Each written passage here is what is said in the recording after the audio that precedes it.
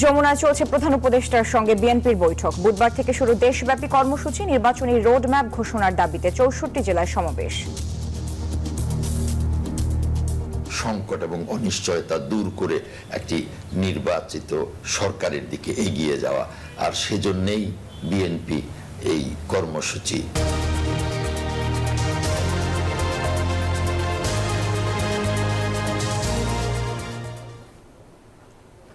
স্বাগত নিউজ 24 সংবাদে। আপনাদের সাথে আছি আমরা দুজন, আমি সোহাগ বক্স এবং আমি সারা মেহজাবিন। দেখছিলেন প্রধান শিরোনাম। এবার জানাবো অন্যান্য শিরোনামগুলো। জুলাই অভ্যুত্থানে হতাহতরা পাবেন মাসিক ভাতা, শহীদদের এককালীন দেয়া হবে ৩০ লাখ টাকা। বিচারে তাড়াহুড়ো না করার পক্ষে প্রধান উপদেষ্টা। আমাদের নিয়োগ এই সরকার দিছে, এই সরকারই কেন কেড়ে নিল? নিয়োগ বাতিল হওয়া শিক্ষকদের অবরোধে লাঠিচার্জ, জলকামান টিয়ার শেল নিক্ষেপে হটিয়ে দিল পুলিশ। জাদুঘরের সামনে অবস্থান। অপারেশন ডেভিল হান্টে আজও সারা দেশে আটক সহস্রাধিক। রাঘব বোয়ালদের সঙ্গে চুনোপুটিরাও ছাড় পাবে না, হুঁশিয়ারি স্বরাষ্ট্র উপদেষ্টার। নীতি সুধার 10% অপরিবর্তিত রেখে মুদ্রানীতি ঘোষণা। জুন নাগাদ মূল্যস্ফীতি 7 থেকে 8% নামার আশাবাদ গভর্নরের। ট্রাম্পকে শিক্ষা দিতে এবার যুক্তরাষ্ট্রের বিরুদ্ধে চীনের পাল্টা শুল্ক আরোপ। পরাশক্তির লড়াইয়ে নতুন বাণিজ্য যুদ্ধের মুখে পুরো বিশ্ব। বিপিএল শেষ করে চ্যাম্পিয়ন্স ট্রফি প্রস্তুতি শুরু টাইগারদের। মিরপুরে আজও কঠোর অনুশীলন, সন্তুষ্ট না হলেও আশাবাদী কোচ সিমন্স।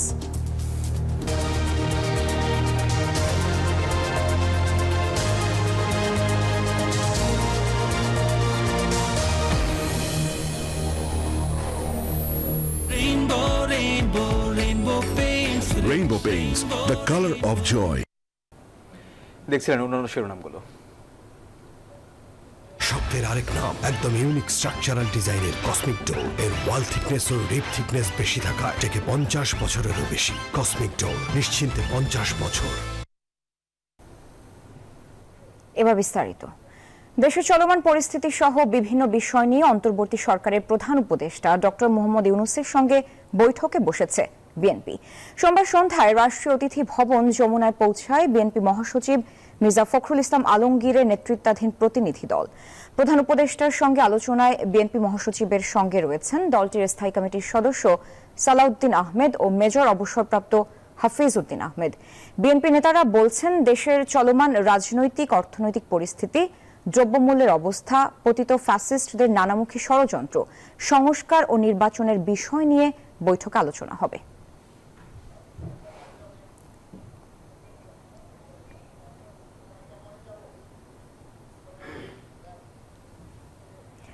বৈঠকের আরো খবর জানাতে যুক্ত হচ্ছেন সহকর্মী মারুফা রহমান। মারুফা, বৈঠকের আলোচ্য বিষয় নিয়ে আর নতুন কি আপডেট আছে আপনার কাছে, জানাবেন বিস্তারিত।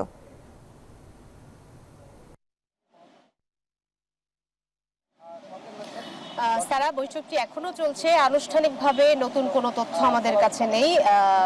এই যে বৈঠকে যে প্রতিনিধি দলটি অংশ নিয়েছে বিএনপির মহাসচিব, বিএনপির স্থায়ী কমিটির 2 জন সদস্য, তারা বের হয়ে গণমাধ্যমের সঙ্গে কথা বলবেন। তখনই আসলে আমরা স্পষ্ট জানতে পারবো যে কোন কোন এজেন্ডা ধরে কথা হলো বা কি কি সিদ্ধান্ত আসলো। তবে আমরা যতটুকু দলীয় সূত্রে অগ্রিম জানতে পেরেছিলাম সেটি আপনাকে বলতে পারি যে নির্বাচনের বিষয়ে সরকারের অবস্থান জানতেই মূলত এই বৈঠক। নির্বাচনের রোডম্যাপ ইস্যুতে কথা বলবে বিএনপি। গতকালকে নির্বাচন কমিশনারের সঙ্গে, প্রধান নির্বাচন কমিশনারের সঙ্গে বিএনপির প্রতিনিধি দলের যে বৈঠক হয়েছে, তারপরে বিএনপির অবস্থান ছিল এরকম, যেহেতু মে মাসের মধ্যে ভোটার তালিকা সম্পন্ন হচ্ছে, সেক্ষেত্রে এবছরের মধ্যেই নির্বাচন করা সম্ভব। সেই অবস্থানটি তারা এই বৈঠকে তুলে ধরবেন বলে আমরা জানতে পেরেছি। এবং দলটির প্রত্যাশা নির্বাচন সংক্রান্ত প্রয়োজনীয় যে সমস্ত সংস্কারগুলো রয়েছে, সেই আনুষঙ্গিক কাজ শেষ করে দ্রুত সময়ের মধ্যে নির্বাচন দেবে সরকার এবং আইন অনুযায়ী নির্বাচনের রোড ম্যাপ ঘোষণার বিষয়ে সরকার প্রধানের অবস্থান আজকে জানতে চাওয়া হবে এই বৈঠকের মধ্য দিয়ে। এবং সেই সঙ্গে দলীয় সূত্রে জানা গেছে যে দেশের চলমান পরিস্থিতি নিয়েও প্রধান উপদেষ্টার সঙ্গে আলোচনা করবেন এই প্রতিনিধি দল। বিশেষ করে বিগত কয়েকদিনে দেশে যে ধরনের পরিস্থিতি চলছে সারা দেশে, সেই বিষয়গুলো ধরে কথা বলবেন এবং বিএনপি তাদের অবস্থানও জানাবেন এবং প্রধান উপদেষ্টার সঙ্গে আজকের এই বৈঠকে ইতিবাচক সাড়া না পেলে দ্রুত নির্বাচনের দাবিতে কর্মসূচি পালনের পরিকল্পনা রয়েছে বিএনপির। আমরা জানতে পেরেছি ইতিমধ্যেই তারা বিভাগীয় সমাবেশ এবং জেলায় জেলায় সমাবেশ কর্মসূচি ঘোষণা করেছেন, আপনি জানেন স্যার। তো সেক্ষেত্রে গতকাল সিইসির বক্তব্য ধরে আজকে যে আলাপটি হবে তার মধ্য দিয়ে নির্বাচনী রোড ম্যাপে ঘোষণার একটি নির্ধারিত দিন তারিখ হয়তো বিএনপি জানার চেষ্টা করবে। সেই সঙ্গে দ্রব্যমূল্যের ঊর্ধ্বগতি সহ আরো চলমান রাজনৈতিক বিভিন্ন ইস্যুতে বিএনপির কথা বলার কথা রয়েছে। কিছুক্ষণ পরে আনুষ্ঠানিকভাবে একটি সংবাদ সম্মেলন করবে প্রধান উপদেষ্টার প্রেস উইং, সেখান থেকে তাদের অবস্থান এবং বিএনপির প্রতিনিধি দলটি বের হলে তাদের অবস্থান আমরা আনুষ্ঠানিকভাবে জানতে পারবো। সারা। জি মারুফা, ধন্যবাদ আপনাকে যুক্ত হওয়ার জন্য। এই যে আমার ব্যাংক আরএফএল গ্যাস স্টোভ, এর সায়েন্টিফিক নজল আর ব্রাশ বার্নার তাপকে সমানভাবে ছড়িয়ে খরচ বাঁচায় 25%। আরএফএল গ্যাস স্টোভ নিরাপদ ও গ্যাস সাশ্রয়ী।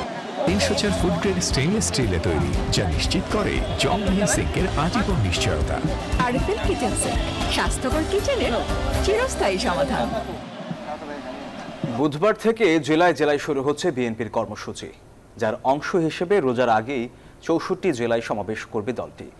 দ্রব্যমূল্য সহনীয় রাখা, আইন শৃঙ্খলা পরিস্থিতির উন্নতির দাবির পাশাপাশি পুরো জাতিকে নির্বাচনের পক্ষে ঐক্যবদ্ধ করতে চায় বিএনপি।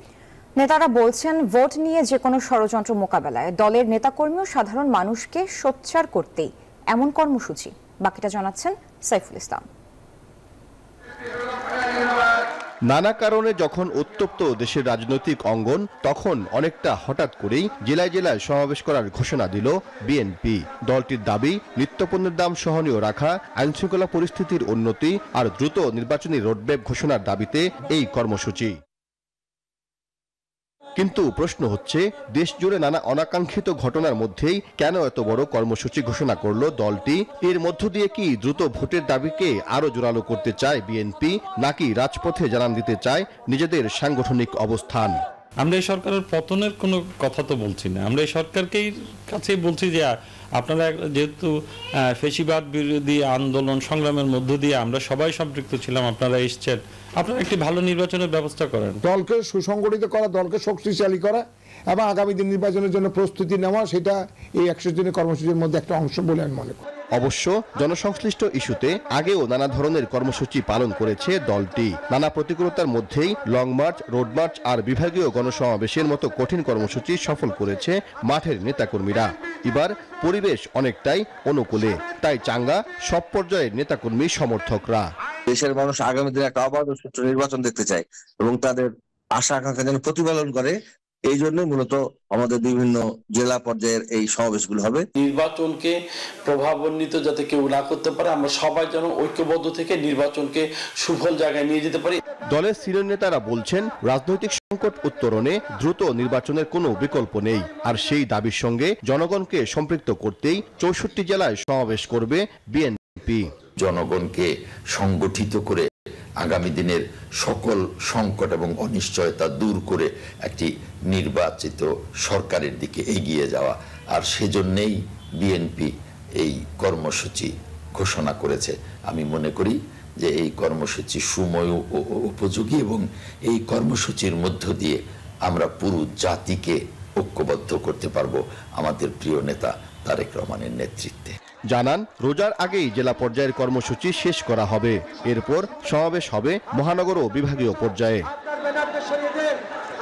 সাইফুল ইসলাম, নিউজ 24, ঢাকা।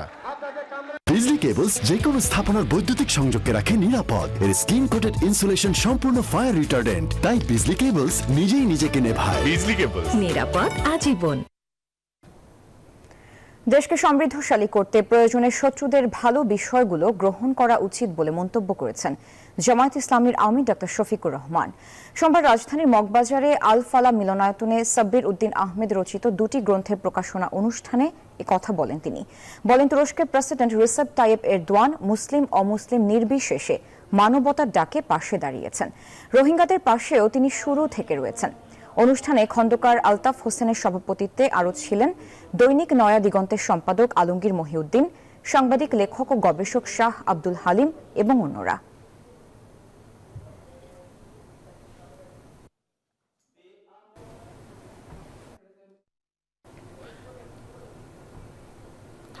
জুলাই অভ্যুত্থানের আত্মদানকারীরা ইতিহাসের স্রষ্টা, এমন মন্তব্য করেছেন প্রধান উপদেষ্টা ডক্টর মোহাম্মদ ইউনূস। জানান, আন্দোলনে শহীদদের পরিবার প্রতি মাসে পাবেন 20,000 করে ভাতা। বিভিন্ন ক্যাটাগরিতে আহতদেরও রাষ্ট্রীয়ভাবে দেয়া হবে অর্থ সহায়তা। সোমবার জুলাই আহত শহীদ পরিবারকে আর্থিক সহায়তা কার্যক্রম শুরু করে এসব তথ্য জানান প্রধান উপদেষ্টা। জুলাই অভ্যুত্থানে শহীদ পরিবার এবং আহতদের আর্থিক সহায়তা দেওয়া শুরু করেছে সরকার। সোমবার প্রধান উপদেষ্টার তেজগাঁও কার্যালয়ে 21 শহীদ পরিবার এবং 7 আহতকে চেক হস্তান্তরের মধ্য দিয়ে এই কার্যক্রম শুরু করেন অধ্যাপক মোহাম্মদ ইউনূস। বৈঠকে জানানো হয়, সরকারের সিদ্ধান্ত অনুযায়ী জুলাই অভ্যুত্থানের প্রতিটি শহীদ পরিবারকে এককালীন 30 লাখ টাকা এবং মাসিক 20,000 টাকা করে ভাতা প্রদান করা হবে। এছাড়া আহতদের 2 ক্যাটাগরিতে ভাগ করে এককালীন নগদ টাকা ও ভাতা প্রদানের সিদ্ধান্ত নিয়েছে সরকার। শহীদ পরিবারের সদস্য এবং আহতরা তাদের পুনর্বাসন, আর্থিক সহায়তা সহ বিভিন্ন বিষয়ে কথা বলতে গিয়ে অভিযোগ করেন, প্রশাসনের মধ্যে এখনো পতিত সরকারের দোসররা আছে। উত্তরে প্রধান উপদেষ্টা জানান, শুধু প্রশাসন নয়, সারা দেশেই তারা আছে। তাদের সৎ পথে ফেরাতে সবার প্রতি আহ্বান জানান ডক্টর ইউনূস। তোমরা বলার সময় বলেছো যে আমাদের এখানে স্বৈরাচারী সরকারের লোক বসে আছে, আমাকে এই করছে। তারা চলে যায় নাই। তোমরা বলছো যে তারা সরকারে আছে, আমি বলছি তোমার গ্রামেও আছে। শুধু সরকারকে দেখি আমি চলে গেলাম, ওই সরকারে আছে, তারা কিছু করতে পারতেছে না। তোমার গ্রামে আছে, তুমি কিছু করতে পারছো? কাজে সেই তেজ আসতে হবে না, এদেরকে জায়গা দেবো না আমরা কোথাও। সে তার সমস্ত স্বভাব পরিবর্তন করে আমাদের সবার সঙ্গে মিশে যাবে, এতে হবে। কিন্তু তার স্বভাবে সে চলতে থাকবে আমার সামনে দিয়ে, আর আমি বলবো আমি নতুন বাংলাদেশ করে ফেলেছি। হলো না। প্রধান উপদেষ্টা আশ্বস্ত করেন, জুলাই হত্যাকাণ্ডে যারা জড়িত তাদের সবার বিচার হবে। যদি তারা সে আমারে পিটবে, আমি পিটবো, এটা এই পিটাপিটির শেষ কোনোদিন হবে না। তোমরা বিচারের কথা বলেছো অনেক সময়, এবং তোমরা তাৎক্ষণিক বিচার চেয়েছো। এখানে অনেকে তাৎক্ষণিক এক্ষুনি বিচার চাই। বিচারের মুশকিল হলো যে তাৎক্ষণিক হয় না এই জিনিস, কারণ তাৎক্ষণিক হতে হলে অবিচার হয়ে যায়। বিচারের কাজ চলতে থাকুক, যারা অপরাধী, যাকে সাক্ষ্য প্রমাণ আছে, তারা পুলিশের হাতে সুপর্দ করে দাও, বিচারের হাতে তুলে দাও। অবিচার যেন না হয়। আমরা অবিচারের বিরুদ্ধে দাঁড়িয়েছিলাম বলেই আজকে এই সংগ্রাম হয়েছে, এই আত্মত্যাগ হয়েছে। তুমি এই দেশের সন্তান, আমি এই দেশের সন্তান। তুমি আমার বহু কষ্ট দিছো, আমি তোমার কষ্ট দেবো না। এই দেশ আমার একার না, তোমারও এই দেশ। তোমাকে আমরা দেশ থেকে বাইর করার কথা বলতেছি না। এখন থেকে জুলাই আন্দোলনের শহীদরা জুলাই শহীদ এবং আহতরা জুলাই যোদ্ধা নামে অভিহিত হবেন।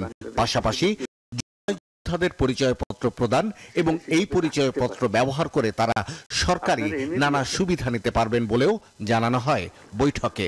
সেটা আমরা চেষ্টা করে যাচ্ছি। শাহ আলী জয়, নিউজ 24, ঢাকা। আবারও রণক্ষেত্র শাহবাগ। নিয়োগ বাতিল হওয়া শিক্ষকদের অবরোধে লাঠিচার্জ, টিয়ার শেল ও জলকামান চালায় পুলিশ। এতে আটক হন বেশ কয়েকজন। পরে সড়ক ছেড়ে জাতীয় জাদুঘরের সামনে অবস্থান করে চাকরি প্রার্থীরা। টিয়ারসেল, জলকামান, লাঠিচার্জ। শাহবাগে পুলিশের এমন মারমুখী অবস্থানে দিক বেদিক ছুটেন নিয়োগের দাবিতে আসা সরকারি প্রাথমিকের শিক্ষক প্রার্থীরা। এতে আহত হয় নারীসহ বেশ কয়েকজন। তবে এতেও থামানো যায়নি আন্দোলন। আহত ও ভেজা অবস্থায় এভাবে রাস্তায় শুয়ে স্লোগান দিতে থাকেন তারা।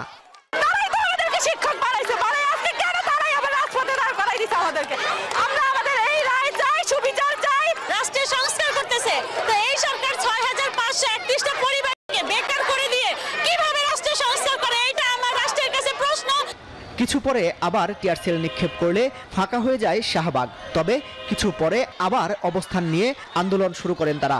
আমরা তো বলি না আমাদেরকে সুপারিশ করতে, সুপারিশ করে কেন আমাদেরকে লাঞ্ছিত হতে হলো? পুলিশরা হচ্ছে লাঠিচার্জ করছে, এখানে নারীদের উপর কেন পুলিশরা লাঠিচার্জ করবে? কেন পুরুষরা গায়ে হাত দেবে?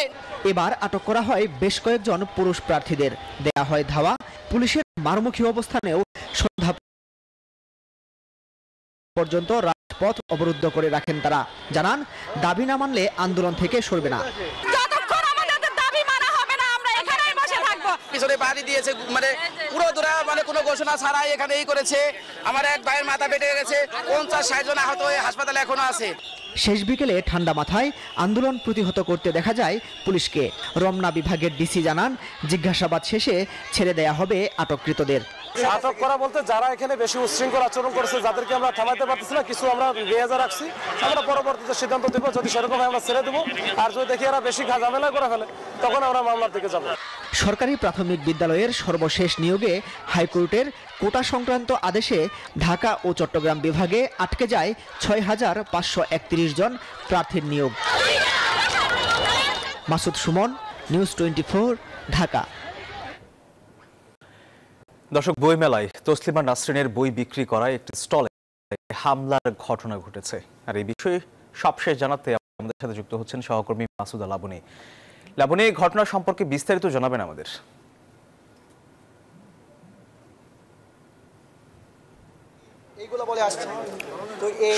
আসলে কি ঘটনাটি ঘটেছিল সে বিষয়ে কিন্তু এখানে ব্রিফ করা হচ্ছে এবং আমি একটু আপনাকে সেই ব্রিফটা সরাসরি শোনানোর চেষ্টা করছি।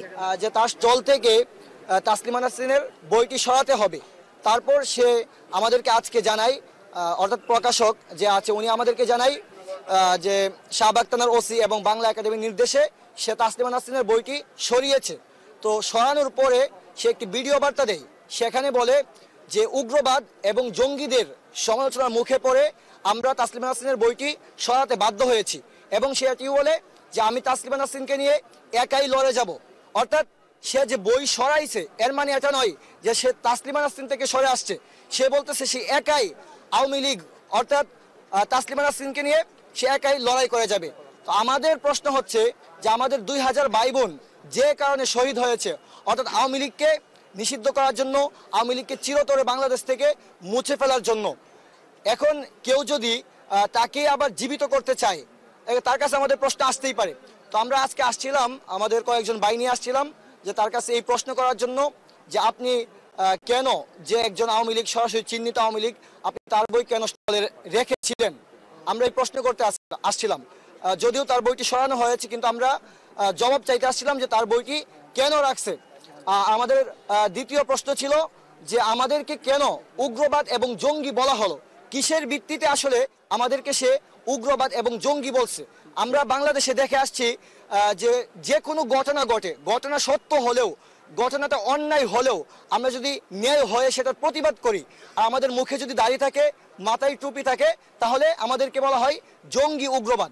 তো আমরা আসলে জানতে চাচ্ছিলাম যে জঙ্গি উগ্রবাদ ট্যাগ দেওয়ার মানদণ্ড কি, এটার একটা সমাধান দরকার।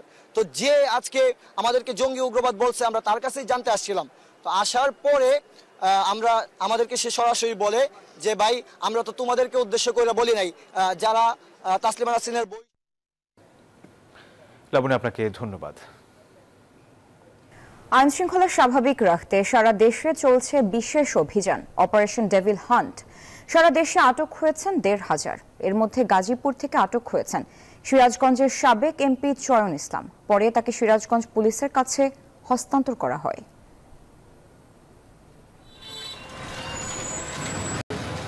অপারেশন ডেভিল হান্ট শুরুর পর গাজীপুর মহানগর ও জেলায় আটক হয়েছে ১৮২ জন। গাজীপুর মেট্রোপলিটন এলাকায় ৭৯ জন ও জেলা পুলিশের অভিযানে ২১ জন গ্রেফতার হয়েছে। পুলিশ জানায় জেলার জয়দেবপুর থানায় ৬, শ্রীপুরে ৫, কালীগঞ্জে ৪, কাপাসিয়ায় ৩ এবং কালিয়াকৈরে ৩ জনকে গ্রেফতার করা হয়। এছাড়া মহানগরের ১১ থানায় অভিযান চালিয়ে হেফাজতে নেওয়া হয়েছে ৭৯ জনকে। গ্রেফতার সবাই আওয়ামী লীগের বিভিন্ন স্তরের নেতাকর্মী। গোপন সংবাদের ভিত্তিতে গাজীপুর থেকে আটক করা হয় সিরাজগঞ্জ ৬ আসনের সাবেক এমপি চয়ন ইসলামকে। পরে তাকে সিরাজগঞ্জ পুলিশের কাছে হস্তান্তর করা হয়। পুলিশ জানায় আইন শৃঙ্খলা পরিস্থিতি স্বাভাবিক আছে। যারা এরকম মানুষকে জখম করছে, যারা ছিনতাই করছে, যারা সমাজকে অস্থিতিশীল করার চেষ্টা করছে, এরই মাধ্যমে আমরা সমাজের মানুষকে শান্তি দিতে চাই এবং ফেয়ার অফ ক্রাইম থেকে মানুষকে স্বস্তি দিতে চাই। অভিযান চলমান থাকায় অনেকটাই পুরুষ শূন্য ধীরাশ্রম এলাকা। তবে অভিযানকে স্বাগত জানিয়েছেন সাধারণ মানুষ। গণগ্রেপ্তারের সংখ্যায় অনেকেই আবার আতঙ্কে বাড়ি ছাড়া। আমরা গরিব মানুষ, ব্যবসা বাণিজ্য করে চলি খাই, সন্ত্রাসীদের কারণে বাড়ি পারি না, লুটপাটে হাজারি করে, কিন্তু এই নিরাপত্তা ডেভিডের আমাদের সবচেয়ে ভালো। শয়তান করছে এই পর্যন্ত যারা শয়তান আছে, যারা চিন্তা ভাবনা আছে শয়তান কর্ম, সব শয়তান ধরতে হইব। বীরাশ্রমে অভিযানের পর থেকে লোকজনের যাতায়াত আনাগোনা কমে গেছে। এদিকে রাজশাহীতে এক অনুষ্ঠানে স্বরাষ্ট্র উপদেষ্টা জানান, যতদিন ডেভিল দূর না হবে ততদিন চলবে ডেভিল হান্ট। ডেভিল হান্ট যেটা যে অপারেশনটা আপনারা বললেন, এই অপারেশনটা চলবে অতদিন যতদিন পর্যন্ত ডেভিল এখান থেকে মুক্ত না হবে। রাজশাহীতে অপারেশন ডেভিল হান্টের অভিযানে আওয়ামী লীগের 4 জন নেতাকর্মীকে গ্রেপ্তার করেছে যৌথ বাহিনী। সোমবার রাত থেকে দুপুর 12টা পর্যন্ত নগরীর বিভিন্ন এলাকা থেকে তাদের গ্রেপ্তার করা হয়। পুলিশ জানায় তাদের নামে বিস্ফোরক দ্রব্য আইনে মামলা রয়েছে।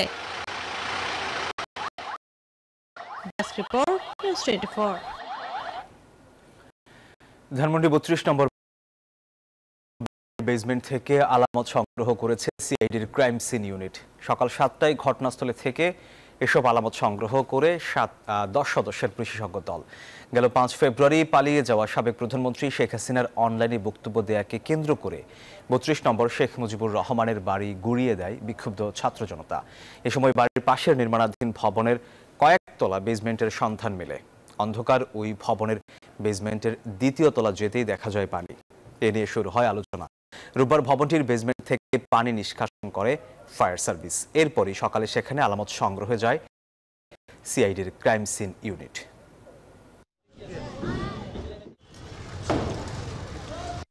এখন টর্চারিং হয়েছে কিনা, টর্চারিং সেল হিসেবে ব্যবহৃত হয়েছে কিনা, এই কার্যক্রমের ব্যাপারে আমরা যেটুকু আমাদের কার্যক্রম চালাচ্ছি। এনআইডি সেবা গ্রহণকারী 5টি প্রতিষ্ঠান তৃতীয় পক্ষের কাছে তথ্য পাচার করেছে বলে জানিয়েছেন ইসি সচিব মোহাম্মদ আখতার আহমেদ। জানান, প্রাথমিক তদন্তে প্রমাণ পাওয়া এই প্রতিষ্ঠানগুলোকে শোকজ করা হয়েছে। সোমবার সকালে আগারগাঁওয়ে নির্বাচন কমিশন সচিবালয়ে এনআইডি যাচাই সেবা গ্রহণকারী প্রতিষ্ঠানগুলোর সঙ্গে মতবিনিময় সভা শেষে এসব কথা জানান তিনি। অভিযুক্ত 5 প্রতিষ্ঠান হল স্বাস্থ্য অধিদপ্তর, ইউসিবি ব্যাংকের উপায়, চট্টগ্রাম পোর্ট অথরিটি, মহিলা বিষয়ক অধিদপ্তর ও অর্থ মন্ত্রণালয়ের আইবাস। ইসি সচিব বলেন, অসতর্কতায় নাকি ইচ্ছাকৃতভাবে এটা হয়েছে তা খতিয়ে দেখা হচ্ছে।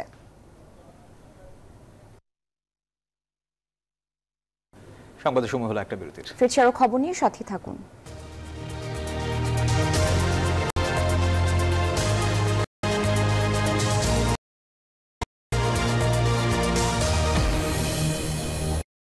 এলো instant milk powder happy cow, যেমন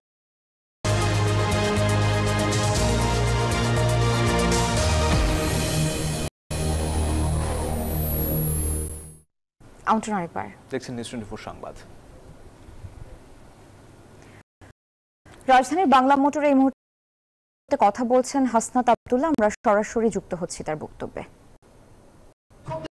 বিদেশে পড়ে আর নিতান্তই যারা বিশ্ববিদ্যালয়ে পড়ে, নিতান্তই চাওয়া হয় বিশ্ববিদ্যালয়ে না পড়ুক, প্রাইভেটে পড়ুক।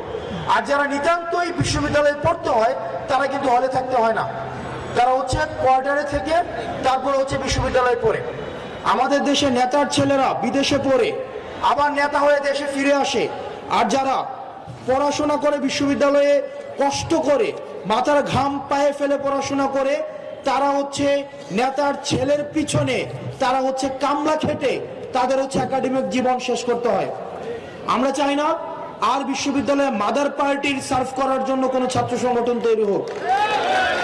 আমরা চাই না এই মাদার পার্টির পারপাস সার্ভ করার জন্য বিশ্ববিদ্যালয়ে কোনো লাঠিয়াল বাহিনী তৈরি হোক। বিশ্ববিদ্যালয়ে ডাকসু কেন্দ্রিক ছাত্র সংসদ নির্বাচন চলবে, এখানে প্রত্যেকটা শিক্ষার্থী নেতা হয়ে উঠুক। সেখানে প্রত্যেকটা শিক্ষার্থী কোনো দলের নেতা না হয়ে শিক্ষার্থীদের নেতা হয়ে উঠুক।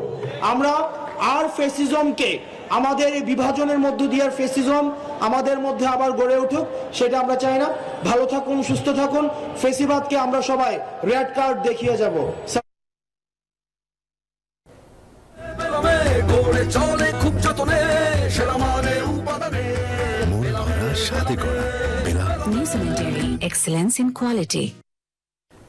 গণহত্যার বিচার এবং সংস্কারের পাশাপাশি নির্বাচনের রোডম্যাপ ঘোষণা করতে সরকারের প্রতি আহ্বান জানিয়েছেন বিএনপির স্থায়ী কমিটির সদস্য মির্জা আব্বাস। বিকেলে রাষ্ট্র কাঠামো মেরামতে ৩১ দফা নিয়ে মতিঝিল থানা বিএনপি আয়োজিত কর্মশালায় এ আহ্বান জানান তিনি। নির্বাচনের কথা বললেই কিছু লোকের গাত্তা দেওয়া শুরু হয়ে যায়। কারণ কি জানেন, ওরা বলে যে নির্বাচন মানেই তো বিএনপি ক্ষমতা আসবে, তো বিএনপি হাতে ক্ষমতা দেওয়া যাবে না। এই দেশের জনগণ নির্ধারণ করবে ক্ষমতায় কে আসবে। ভোটের অধিকারটা দিয়ে দেন না ভাই। আমরা স্পষ্ট ভাষায় বলতে চাই, নির্বাচনের পর যে দল ক্ষমতায় আসুক, এই দেশের স্বাধীনতা সার্বভৌমত্ব টিকে রাখার স্বার্থে আমরা তাকেই সমর্থন দিয়ে কাজ করে যাব। গাড়িটা আমার প্রেজেন্ট, আমার ফিউচার, আমার হ্যাপি লাইফ। আইডিএলসি আমার ফাইন্যান্সিয়াল পার্টনার বলেই কার লোন আমার কাছে লাইফ ইনভেস্টমেন্ট। সংবাদের সময় হলো আরো একটি বিরতির, সাথেই থাকুন।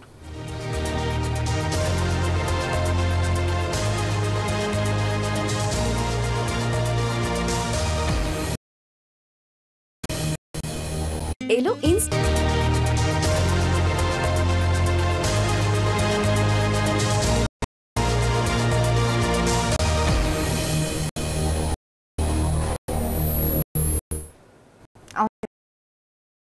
দেখছেন সংবাদ।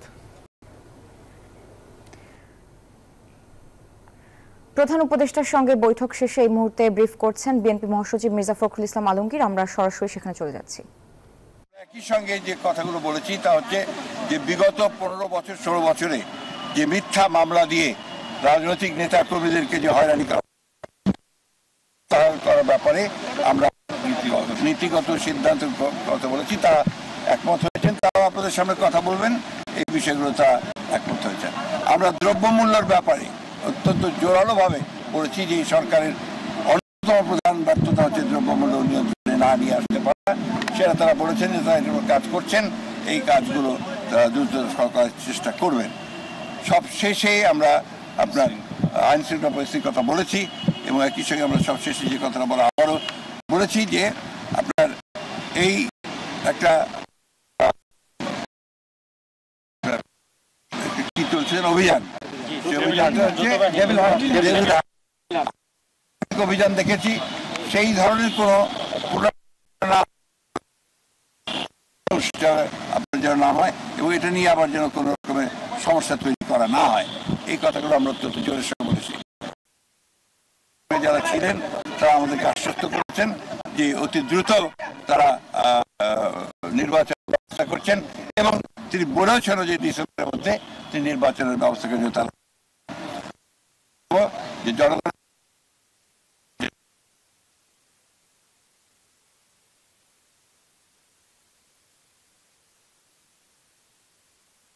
মধ্যেই আমরা প্রত্যাশা করছি এবং সেই সঙ্গেই আমরা যেটা বিশ্বাস করি যে গণতান্ত্রিক সরকারের যে আপনার ট্রানজিশন হবে গণতান্ত্রিক ব্যবস্থায়, সেটা অনেক সহজ হয়ে যাবে যদি আপনার একটা নির্বাচন অনুষ্ঠিত হয়।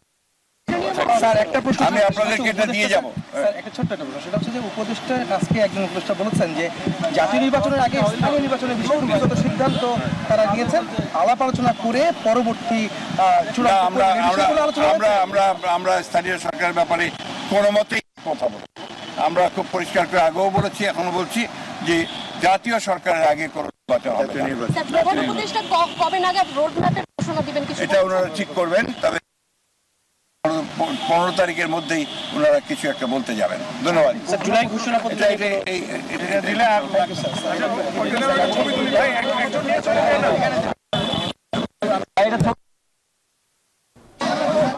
প্রধান উপদেষ্টার সঙ্গে বৈঠক শেষে ব্রিফ করছিলেন মির্জা ফখরুল ইসলাম আলমগীর। আমরা সরাসরি সেখানে যুক্ত ছিলাম। এবার অর্থ বাণিজ্য সংবাদ।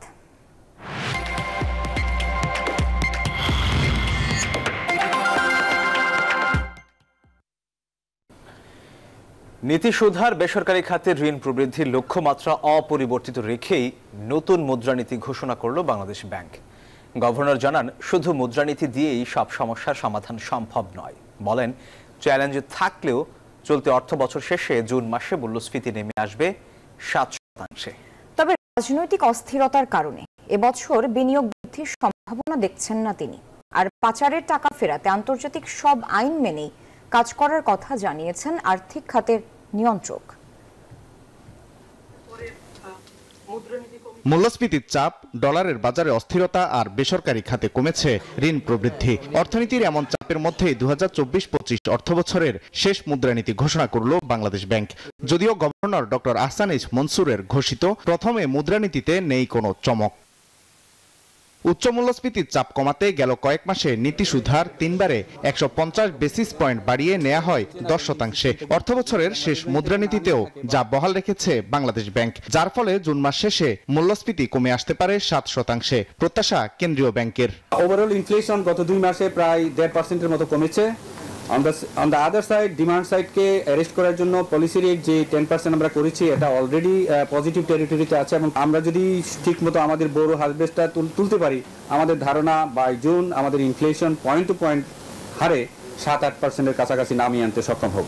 শিল্প খাতে অস্থিরতা আর উচ্চ সুদহারের কারণে বেসরকারি খাতে ডিসেম্বর শেষে ঋণের প্রবৃদ্ধি নেমে আসে 7.3%। যদিও এবারের মুদ্রানীতিতেও এই খাতের ঋণ প্রবৃদ্ধি ধরা হয়েছে 9.80%। গভর্নর জানালেন, রাজনৈতিক অস্থিরতায় কোনো সুখবর নেই বিনিয়োগের জন্য। রাজনৈতিক পরিস্থিতি যেটা নিয়ে আমরা ইন্ডিকেশন করেছি যে সেটা কিন্তু এখনো আনসার্টেন আছে, পলিটিক্যাল ইনস্টেবিলিটি আছে, এটা আমরা বলেছি এবং সেটা ইনভেস্টমেন্টকে অবশ্যই একটা নেগেটিভলি ইনফ্লুয়েন্স করে, এটা নিয়ে কোনো দ্বিমতের কিছু নাই। এদিকে দুর্বল ব্যাংকগুলোকে প্রয়োজনে আরো তারল্য সহায়তা দেওয়ার কথা জানান গভর্নর, আর ব্যাংক খাতের সংস্কারে আরো 1 বছর সময় চাইলেন তিনি। ওয়ালিদ সাকিব, নিউজ 24, ঢাকা। সময় হলো আরো একটা বিরতির, সাথেই থাকুন।